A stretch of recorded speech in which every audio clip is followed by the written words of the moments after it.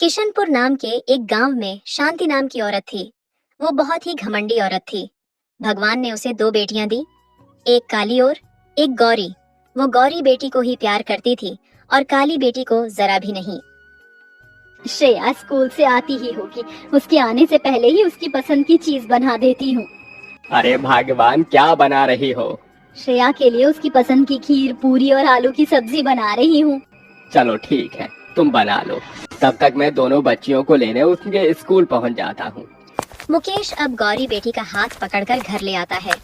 मुकेश भी गौरी बेटी से ही प्यार करता था। बेचारी काली बेटी पीछे पीछे आ रही थी। अब शांति जल्दी से आकर गौरी बेटी को गोद में ले लेती है। अरे मेरी राजकुमारी, आखिर तू स्कूल से पढ़कर आ ही गई। चल, मैंने तेरे लिए तेरी पसंद का खाना बनाया है। शांति अपनी गौरी बेटी को गोद में लिए बहुत प्यार कर रही थी और काली बेटी को नजर देखा भी नहीं। बेचारी काली बेटी पीछे पीछे चलते हुए अपनी माँ से कहती है, माँ, मुझे भी गोदी में उठाओ ना माँ। तुम देख नहीं रही हो, तुम्हारी बहन मेरी गोदी में पहले से ही है और अब मैं तुम्हें भी गोदी में उठा लूं। अरे मैं एक समय पर एक को ही तो गोदी में उठा सकती हूँ। शांति अपनी गौरी बेटी को गोद में लिए अपने कमरे में खाना खिलाने के जाती है और बेचारी काली बेटी वहीं खड़ी रह जाती है। ऐसे ही वो बेचारी माँ की ममता के लिए तरसती रहती है। अब ऐसे ही समय निकलता गया और शांति हमेशा ही गौरी बेटी को प्यार करती, उसका ही ध्यान रखती। प्रिया बेटी, यहाँ पर आओ, देखो मैं तुम्हारे लिए फ्रॉक सिली हूँ। अरे वाह माँ, आपने तो बहुत प्यारी फ्रॉक बनाई है, ये तो बहुत खूबसूरत लग रही है। काली बेटी ये सब देखकर अपनी माँ से कहती है, माँ, ये देखो ना, मेरी फ्रॉक फट गई है। श्रेया के पास तो पहले से ही कई सारी फ्रॉक है, मुझे आप एक नई फ्रॉक सिल कर दे दो ना माँ। नई फ्रॉक सिलने के लिए मेरे पास कपड़ा नहीं है और तुझे फ्रॉक चाहिए। रुक जा, मैं तुझे फ्रॉक देती हूँ। अब शांति अपनी गौरी बेटी एक पुरानी फ्रॉक काली बेटी को दे देती है, जिसे देख वो बहुत उदास हो जाती है। अब इस तरह समय निकलता गया और दोनों बेटियां बड़ी हो गईं। अब शांति जल्दी से अपनी काली की कहीं भी शादी करके भगाना चाहती थी। जितनी जल्दी इसकी शादी होगी उतनी जल्दी मुझे इससे छुटकारा मिलेगा और उसके बाद मैं अपनी बेटी श्रेया की शादी धूमधाम से करूंगी। लेकिन इस मनहूस के लिए तो कोई रिश्ता ही नहीं आता और जो लोग आते हैं इसके काले रंग को देखकर रिश्ते के लिए मना करके चले जाते हैं। शांति काली बेटी के लिए कई जगह रिश्ते की बात चलाती है, पर कहीं भी उसके काले रंग की वजह से रिश्ता नहीं होता और दोनों माँ बेटी काव्या को बहुत बातें सुनाते हैं। अरे इतनी बड़ी हो गई है तू और तेरी वजह से तेरी छोटी बहन अभी कुंवारी बैठी है। पता नहीं कब तेरी शादी होकर तू इस घर से जाएगी। काली कलूटी कहीं की, यहाँ पर काली माता बनकर बैठी हुई है। शांति की बात सुनकर उसे बहुत बुरा लगता है, जिसके बाद वो रसोई में जाकर एक कोने में बैठकर रोने लगती है। सगी माँ होकर मेरी माँ मुझे इतनी नफरत करती है। भगवान, तुमने क्यों मुझे इतना काला बनाया? इससे अच्छा तो तुम मुझे इस दुनिया में पैदा ही नहीं करते। कम से कम मुझे ये जल्लत तो नहीं सहनी पड़ती। बेचारी ऐसा कहते हुए वो फुट फुट कर रोने लगती है। अब ऐसे ही समय निकलता गया और एक दिन गरीब घर के लड़के का रिश्ता आ जाता है, जिसके लिए शांति हाँ कर देती है और थोड़े ही दिन में उस गरीब घर में अपनी काली की शादी करवा देती है। जिसके बाद काव्या अपने गरीब ससुराल में चली जाती है। आओ बहू, घर में आओ, इसे अपना ही घर समझो। आज से तुम इस घर की बहू हो। तुम थक गई होगी, चलो थोड़ी देर आराम कर लो। शादी के फंक्शंस में वैसे भी बहुत ज्यादा थकावट हो ही जाती है।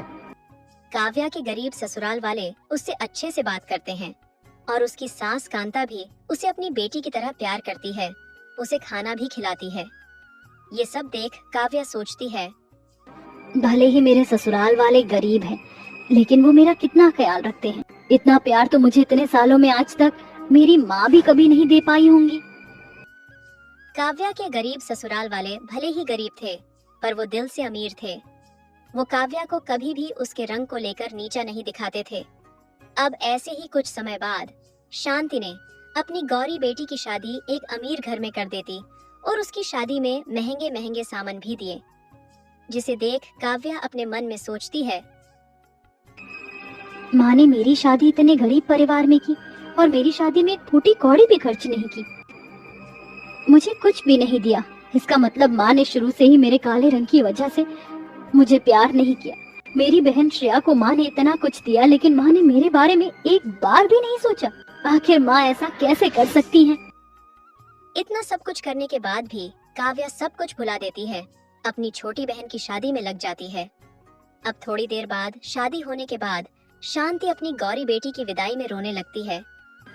जहाँ बेटी अपने ससुराल में खुशी से रहना, वहाँ तुझे किसी भी चीज की कमी नहीं होगी। बस करो माँ, क्यों ये फालतू का ड्रामा कर रही हो रो रो कर? इससे कुछ नहीं होता। आजकल कोई माँ अपनी बेटी को विदा करते हुए नहीं रोती। इतना सब कुछ सुनकर शांति चुप हो जाती है, जिसके बाद गौरी बेटी विदा होकर अपने ससुराल चली जाती है। अब ऐसे दिन निकलते जाते हैं और अब शांति घर में अकेली ही रहने लगी थी। उसकी देख रेख करने वाला कोई नहीं था, जिस वजह से वो अब बीमार रहने लगती है। ऐसे ही एक रोज जब शांति बाजार से घर वापस आ रही थी तो बेहोश हो जाती है। अरे ये क्या, लगता है उनकी तबीयत ठीक नहीं है। अब वो लड़का जल्दी से फोन करके किसी को मदद के लिए बुलाता है और शांति को उसके घर तक पहुंचाता है। थोड़ी देर बाद शांति को होश आ जाता है तो उससे कहती है, नंदू, तुम्हारा बहुत शुक्रिया जो तुमने मेरी जान बचाई और मुझे मेरे घर से ही सही सलामत छोड़ दिया। बस मेरा एक छोटा सा काम और कर दो। मेरी बेटी श्रेया को फोन करके उसे मेरे बारे में बता दो। मुझे अभी उसकी बहुत ज्यादा जरूरत है। ठीक है आंटी, जैसा आप कहती हो मैं आपकी बेटी को फोन मिलाकर उसे आने के लिए कह देता हूँ। अब वो लड़का फोन निकालकर छोटी बेटी को फोन करता है। देखो नंदू, मेरे पास टाइम नहीं है और मैं अभी पार्टी में हूँ, तो अभी बात नहीं कर पाऊंगी। और अब तुम मुझे दोबारा कॉल मत करना। चलो मैं फोन रखती हूँ। अब छोटी बेटी ऐसा बोलकर फोन काट देती है और फिर पार्टी में एंजॉय करने लगती है। ये क्या, उनकी बेटी कैसी है? अपनी माँ के बारे में सुनने के बाद भी उसे जरा भी परवाह नहीं। खैर कोई बात नहीं, मैं काव्या दीदी को फोन करके माधुरी आंटी के बारे में बता देता हूँ। अब वो लड़का दूसरी काली बेटी काव्या को फोन करता है और उसे उसकी माँ की के बारे में सब कुछ बताता है, जिसे सुन काव्या जल्दी से घर आ जाती है और अपनी माँ की बहुत देखभाल करती है और उनका इलाज करवाती है। जिसके बाद शांति पूरी तरह से ठीक हो जाती है और उसे अपनी गलती का एहसास भी हो जाता है। माँ चलिए उठिए, मैं आपकी दवाइयाँ लेकर आई हूँ, इन्हें खा लीजिए।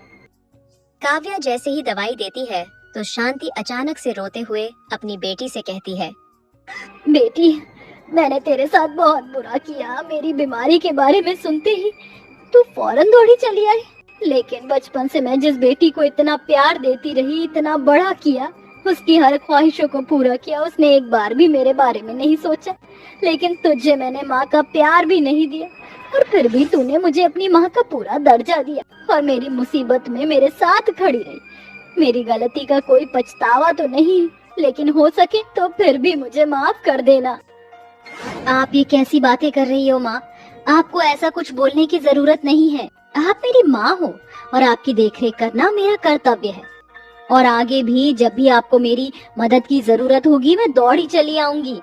इस प्रकार शांति अपनी बेटी से माफी मांग लेती है और उसे वो सब देती है जो उसे कभी पहले नहीं दिया था और उसकी हर तरह से मदद भी करती है और अब दोनों माँ बेटी खुशी खुशी रहने लगती है। दिल्ली शहर के एक बड़े घर में सुष्मिता नाम की औरत थी। उसकी एक बड़ी बहू थी जो बहुत ही नकछड़ी थी।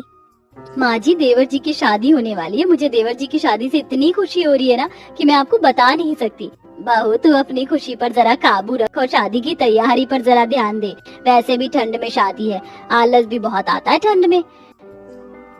इस बात से ही तो मैं अपनी खुशी रोक नहीं पा रही कि इस ठंड में मुझे कोई काम नहीं करना पड़ेगा। मैं तो बस आराम ही करूंगी, सारा काम मेरी देवरानी जो करेगी। माँ, वैसे तो लगभग सब तैयारी हो ही चुकी है।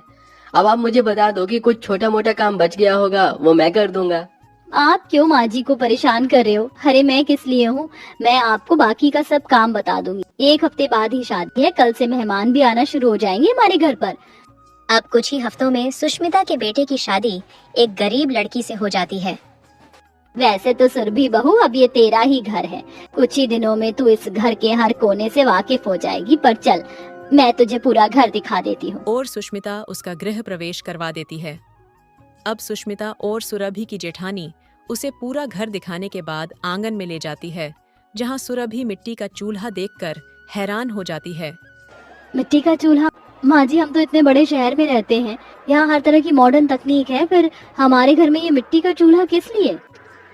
बहू, ये तो हमारे घर की रस्म है कि नई बहू मिट्टी के चूल्हे में खाना बनाती है, और इसीलिए हमने अपने घर के आंगन में ये मिट्टी का चूल्हा बनाया है। जब पारुल आई थी ना, तो इसे भी बनाना पड़ा था, और अब तो इसे भी बनाना पड़ेगा।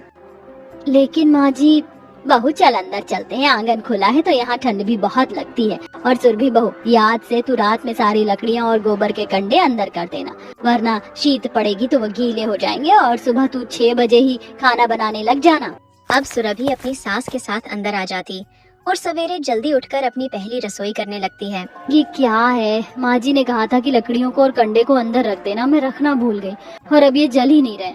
अब मैं इन गीली लकड़ियों को कैसे जलाऊंगी? सुरभि, आज ससुराल में तेरा पहला दिन है और आज ही तूने गड़बड़ भी कर दी। यहाँ इतनी ठंड भी लग रही है। अब सुरभि अपनी सास के कहने पर चूल्हे पर खाना बनाने तो आ जाती है, पर उससे चूल्हा भी नहीं जलता है। तो उसकी सास और जेठानी बाहर आकर देखते हैं। बहू, तूने अपना ये क्या हाल बना रखा है? तू चूल्हा जला रही है, कोई जंग लड़ने जा रही है? माँ जी, मैं कब से कोशिश कर रही हूँ चूल्हा जलाने की, लेकिन ये चूल्हा तो जल ही नहीं रहा है। अरे देवरानी जी, छोटी छोटी चीजें तो आपको पता ही होनी चाहिए ना। पहली बात तो आपने लकड़ियों को बाहर ही छोड़ दिया, और फिर मिट्टी, तेल या थिनर भी नहीं डाला जिससे आग जलाने में आसानी हो। कोई बात नहीं बहू, पारुल तू जा, थिनर लाकर बहू को दे दे और वो जल्दी से सबके लिए खाना बना देगी। अब वो बेचारी जैसे तैसे चूल्हे पर खाना बनाने की कोशिश करती है, पर कभी तेज हवा के चलते उसका हाथ जल जाता तो कभी क्या हो जाता। ये तो कुछ ज्यादा ही तेज हो गई है चूल्हे की आग। अब इसको धीमा भी तो नहीं करना आता। पानी डालू क्या? नहीं नहीं नहीं, पानी डाला तो आग बुझ ही जाएगी, और वैसे भी चूल्हा जलाने में काफी परेशानी हुई थी, ऐसे ही ठीक है। अब नई बहू आधा कच्चा पक्का खाना सबको परोस देती है। बहू, ये खाना तो खाने लायक भी नहीं बनाया है तूने, कहीं से जला है तो कहीं से बिल्कुल पका भी नहीं है। माँ जी, वो दरअसल मुझे कुछ खास चूल्हे पर खाना बनाना नहीं आता। कोई बात नहीं माँ जी, सुरभि नहीं है, सीख जाएगी। वैसे भी ठंड में तो चूल्हे का बना खाना ही अच्छा लगता है ना। सुरभि, पूरी ठंड चूल्हे पे ही खाना बनाना, धीरे धीरे सीख जाओगी। जेठानी को अपनी छोटी देवरानी को ऐसे परेशान करने में बहुत मजा आ रहा था। ऐसे ही अब 2-3 दिन बीत जाते हैं, और एक रात जब नई बहू चूल्हे पर दाल बना रही थी तो सारी सब्जी नीचे गिर जाती है। इतनी मेहनत से मैंने दाल बनाई थी, वो भी चूल्हे में गिर गई। चूल्हे पर खाना बनाना इतना कठिन क्यों है? वैसे सच कहूँ तो सुरभि, तुम्हारे साथ बहुत बुरा हो रहा है, पर वो क्या है ना, इतना तो तुम्हें करना ही पड़ेगा। तुम दोबारा चूल्हा जलाओ और दाल बनाओ। हम लोग खाने का इंतजार थोड़ी ना और कर सकते हैं, तुम बस खाना बनाने पर ध्यान दो। अब जेठानी ऐसा बोलकर वहाँ से चली जाती है, जिसके बाद सुरभि फिर से खाना बनाने लगती है। बस एक बार खाना बन जाए, मेरी आंखों में इतनी जलन हो रही है कि आई ड्रॉप डालकर सीधा सो जाऊंगी। अब बेचारी वो सबको खाना परोसकर बिना खाए ही सो जाती है। अब अगले दिन जब सवेरे खाना बना रही थी तो उसका हाथ जल जाता है। मेरा हाथ! बेचारी का हाथ जल जाता है और रोने लग जाती। अभी उसका पति आता है। सुरभि, मेरा लंच बन गया क्या? आकाश, मुझे चूल्हे पर खाना बनाने में बहुत मुश्किल हो रही है, अब भी मेरा हाथ जल गया। आप माँ जी से बात करो ना, उन्हें कहो कि मुझसे चूल्हे पर खाना ना बनवाएं। मुझे नहीं पता था सुरभि कि तुम्हारे काम को लेकर इतने नखरे होंगे। अरे माँ और भाभी ने भी चूल्हे पर खाना बनाया है, पर आज तक कभी किसी ने शिकायत नहीं की। और एक तुम हो कि अभी से ही इतनी परेशानी होने लगी है तुम्हें तो। तुम्हारी तो काफी ज्यादा नखरे हैं सुरभि, जरा सा काम क्या करना पड़ रहा है? तुम तो सीधा अपने पति से शिकायत कर रही हो। पर वो तो अच्छा है कि देवर जी समझदार है, वरना तो तुम कभी घर के काम को हाथ भी ना लगाओ। तुम खाना बनाओ, सब खाने का इंतजार कर रहे हैं। बेचारी का हाथ तो जल ही गया था, और आंगन में बहुत ज्यादा ठंड होने की वजह से उसे जुकाम भी हो जाता है। माँ जी, बाहर आंगन में खाना बनाने से मुझे काफी ठंड लग गई है, मेरे सर में भी बहुत दर्द हो रहा है। आज मैं खाना नहीं बना पाऊंगी। तुम आजकल के बच्चे कितने कमजोर होते हो। अरे आंगन में जो ठंड आ रही है, तुझे उससे जुकाम हो गया? तो तुझे क्यों नहीं दिख रहा कि चूल्हे पर आग जलती है, उससे गर्माहट भी तो मिलती है। माँ जी, आप ऐसे क्यों बोल रही हो? मैं कोई झूठ थोड़ी बोल रही हूँ। बहू, झूठ सच तो मुझे पता नहीं है, लेकिन इतना जरूर पता है कि ये सब काम चोरी के बहाने होते हैं। मुझे बिल्कुल भी पसंद नहीं है कि मेरी कोई भी बहू काम चोरी करे। कोई बात नहीं माँ जी, मैं खाना बना लूंगी। बेचारी छोटी बहू की परेशानी कोई भी समझना नहीं चाह रहा था। सबको अपने अपने काम से मतलब था। उसकी जेठानी को सब पता था, पर उसे अपनी देवरानी को परेशान देखकर मजा आता था। ऐसे ही एक रोज जब वो चूल्हे पर खाना बना रही थी, तो उसकी जेठानी उसके पास आती है। सुरभि, तुम्हारा तो हाथ जल गया, तुम थोड़ा ध्यान से काम किया करो ना। अच्छा हटो, तुम यहाँ से, मैं खाना बना देती हूँ, तुम जाओ आराम कर लो। ओहो, अब आपको मेरी चिंता हो रही है। मुझे आपकी मदद की कोई जरूरत नहीं है। मैं जला हुआ खाना सबको खिला दूंगी, अपना पूरा हाथ जलवा लूंगी, लेकिन आपसे मदद तो नहीं लूंगी। सुरभि, तुम समझ क्यों नहीं रही हो? तुम अपना हाथ देखो कितना जल गया है। मुझे सच में तुम्हारी चिंता हो रही है, तुम्हारे लिए बुरा लग रहा है। तुम क्यों जिद कर रही हो?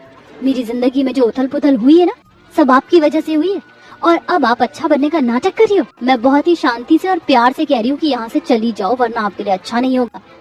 मुझे पता है सुरभि कि तुम मुझसे क्यों नाराज हो, और तुम्हारा पूरा हक भी बनता है नाराज होने का। तुम अपने ससुराल में आई हो, मैं भी ससुराल में आई थी। हम दोनों को तो समझना चाहिए था एक दूसरे को, पर मैंने तुम्हें नहीं समझा और तुम्हारे लिए बस मुश्किलें ही खड़ी करी हैं।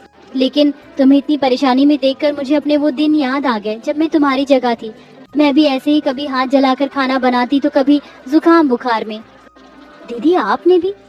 हाँ, और शायद तभी मैं तुम्हारे साथ ऐसा बर्ताव करने लगी, पर अब और नहीं। अब मैं तुम्हारी पूरी मदद करूंगी, या हम दोनों माजी से बोलकर अंदर वाली रसोई में खाना बनाएंगे। जेठानी को अब अपनी गलती का एहसास हो जाता है, जिसके बाद अब दोनों देवरानी जेठानी हंसी खुशी मिलकर रहने लगती है। सब कुछ कैसे होगा, मुझे तो कुछ समझ में नहीं आ रहा।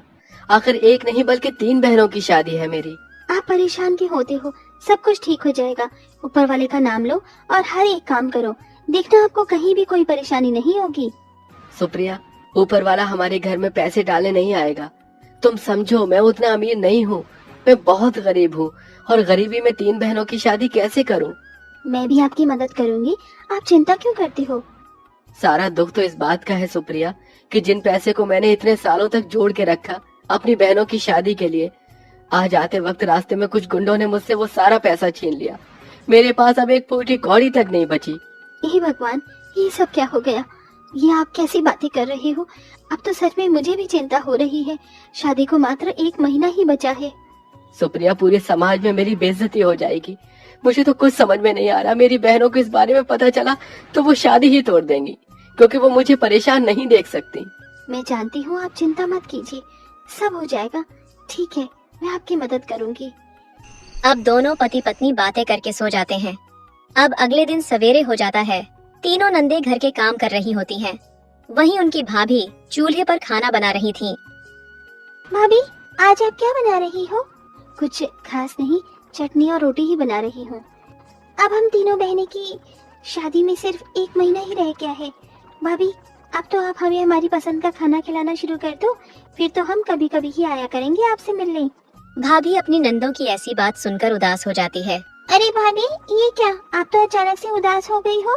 अभी से आपका ये हाल है, जब हम तीनों शादी करके चले जाएंगे फिर आप क्या करोगी? मुझे मेरी तीनों ननद की बहुत याद आएगी। अब तीनों नंदे अपनी भाभी के गले लग जाती हैं। भाभी, हमें भी आपकी बहुत याद आएगी। भाभी अपनी ननदों के साथ खुशी खुशी मिलकर रहती थी।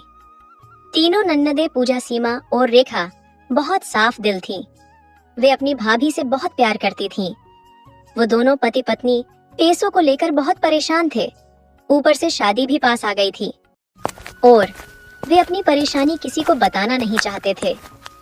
ऐसे ही एक दिन, हे भगवान, कितनी गर्मी हो रही है। इतनी भारी गर्मी में नदी से पानी घर तक लाने में बहुत बुरी हालत हो जाती है। काश कि ये गर्मी जल्दी जल्दी बीत जाए। बेचारी ऐसे खुद से ही बातें करते हुए जा रही होती है। तभी उसे रास्ते में उसकी पुरानी सहेली दिखाई देती है। कुछ लोग उसे सिलाई मशीन दे रहे होते हैं तो वो वहाँ पर जाती है। अरे ममता, ये कौन लोग हैं जो तुझे सिलाई मशीन दे रहे हैं? ये सरकारी लोग हैं। ये लोग घर घर जाकर घरेलू औरतों को सिलाई मशीन देते हैं और सरकार का काम करवाते हैं। महीने की तनख्वाह भी देते हैं, साथ में अगर काम करते रहो तो लोन भी दे देते हैं। मैंने कल ही अपना नाम लिखवाया था और देखो, आज मेरे पास मशीन आ गई। अरे वाह, ये तो बहुत अच्छी बात है। सिलाई की मशीन चलानी तो मुझे भी आती है। मुझे भी अपना नाम लिखवाना है ताकि मेरे घर भी सिलाई की मशीन आ जाए और मुझे महीने की तनख्वाह मिल जाए।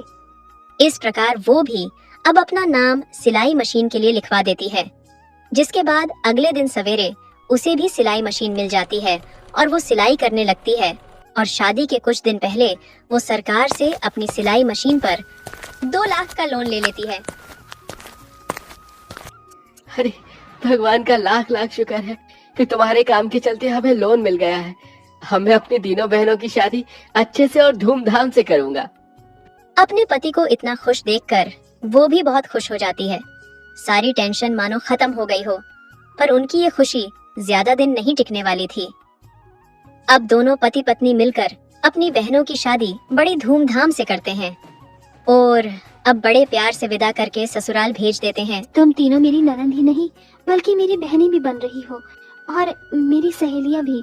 मैं बस यही दुआ करती हूँ कि अपने ससुराल में तुम तीनों हमेशा खुश रहो। कभी भी कोई भी परेशानी हो तो अपनी गरीब भाभी को याद कर लेना। जब भी तुम मुझे याद करोगी मैं तुम्हारे पास आ जाऊंगी। भाभी, आपने भी हमें बहुत प्यार दिया है। आप जैसा प्यार आज तक हमें किसी ने नहीं दिया। दुनिया कहती है कि भाभी माँ समान होती है। आपने तो ये करके दिखाया है।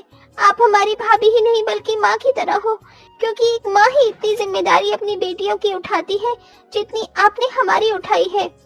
भाभी, हम तीनों को आपकी बहुत याद आएगी, लेकिन चिंता मत करना, हर महीने हम आपसे मिलने आते रहेंगे। अब तीनों बहनें अपनी भाभी के गले लग जाती हैं, जिसके बाद वो अपनी तीनों बहनें विदा होकर अपने ससुराल चली जाती है और खुशी खुशी रहने लगती है। तीनों बहनें अपना अपना काम अच्छे से करती हैं। उनके ससुराल वाले बहुत अमीर थे। वहीं दूसरी तरफ उनके भाई भाभी की हालत बहुत बुरे थे। उनका काम भी छूट गया था और लोन भी बाकी था। सुप्रिया, तुम्हें क्या बताऊं, मेरा काम छूट गया है। वे दोनों ऐसे बातें कर ही रहे होते हैं कि तभी अचानक से शॉर्ट सर्किट हो जाता है और बिजली चली जाती अरे, है। ये अचानक से लाइट कैसे चली गई? पहले तो कभी ऐसा नहीं हुआ। एक तो आपकी नौकरी छूट गई है, ऊपर से कुछ न कुछ परेशानी चलती ही रहती है। वे दोनों पास जाकर देखते हैं और समझ जाते हैं कि शॉर्ट सर्किट हुआ है। हे भगवान, ये क्या हो गया? अब हम लोग क्या करें? शॉर्ट सर्किट हो गया और घर में सिर्फ उतने ही पैसे हैं जितने में ईएमआई चली जाए। अब क्या करें, मुझे तो कुछ समझ में नहीं आ रहा। वे दोनों काफी परेशान हो जाते हैं और गर्मी में हालत खराब हो जाती है। उनके घर में अभी तक खाना भी नहीं बना था और गैस भी खत्म हो गई थी। लगता है भगवान भी हमें भिगो भिगो कर जूते मार रहे हैं। अभी शॉर्ट सर्किट हुआ तो अब गैस भी खत्म हो गई। अब उस बेचारी भाभी को गर्मी में चूल्हे पर खाना बनाना पड़ता है, जिससे पसीने में पूरी तरह भीग जाती है। इस प्रकार दोनों पति पत्नी अपनी गरीबी के दिन काट रहे थे, जो उन्होंने कभी सपने में भी नहीं सोचे थे। और दूसरी तरफ उनकी तीनों ननदें अपने हनीमून पर गई हुई एंजॉय कर रही थीं। जैसे ही हनीमून से वापस लौट आएंगे तो सबसे पहले अपनी भाभी के पास उनसे मिलने जाएंगे। सही कहा तुमने, मुझे भी उनकी बहुत याद आ रही है और उनके लिए बहुत सारे गिफ्ट भी लेकर जाएंगे। तीनों बहनें अपने हनीमून पर भी अपनी भाभी को याद कर रही थीं। और अब जैसे ही वो हनीमून से वापस लौटती हैं, तो सबसे पहले वो गांव अपनी भाभी से मिलने आती है और अपनी भाभी को इस हाल में देखकर हैरान हो जाती है। अरे ये क्या, घर में बिजली नहीं है, भाभी गर्मी में चूल्हे पर खाना बना रही है। अपनी भाभी को इस हाल में देखकर हैरान हो जाती है और उनकी चिंता करने लगती है। तभी उन तीनों बहनों को देखकर वहां उनकी पड़ोसन आती है और उनको उनकी भाभी की गरीबी हालत के बारे में बताती है। तुम्हारी बेचारी भाभी कर्ज में डूब चुकी है, न खाने की चिंता न पहनने की, ऊपर से गर्मी में बिजली भी कट गई है। कई दिनों से बिल नहीं भरा था, इसीलिए हमारे रहते हुए इतनी परेशानी उठानी उन्हें पड़ रही है। हम ऐसा नहीं होने देंगे। अब तीनों बहनें जो गिफ्ट्स अपनी भाभी के लिए लाई थीं, उन गिफ्ट्स को अपनी गाड़ी में वापस रख देती है और फिर बाजार जाकर अपनी भाभी के लिए ऐसी फ्रिज और गैस और भी कई जरूरत के सामान खरीदकर घर ले आती है और अपनी भाभी को देती है। अरे, तुम्हारा आना ही काफी था, इतना सारा सामान लाने की क्या जरूरत थी? ये तो हमारा फर्ज बनता है। अब हम इस घर की बेटियां हैं ना, बस इसीलिए। वैसे बहुत गर्मी हो रही है, भाभी जरा पंखा चलाना। वो दरअसल शॉर्ट सर्किट की वजह से लाइट नहीं आ रही है। अपनी भाभी की बात सुनकर रेखा खुद ही जाकर पंखा ऑन कर देती है उन्होंने पहले ही बिल जमा करा दिया था। आप इतनी परेशानी में गुजार रही थी समय, आपने हमें बताना जरूरी नहीं समझा भाभी कि हम इतनी पढ़ाई हो गई है। हमने बिजली का बिल भर दिया है भाभी, अब बिजली नहीं जाएगी, सब कुछ ठीक हो जाएगा भाभी। ये पैसे अपने पास रखो, इससे अपना लोन भर देना और भैया की नौकरी की भी बात कर ली है हमने। अपनी ननदों का इतना प्यार देखकर वो उन्हें गले से लगा देती है और अब सब ठीक हो जाता है।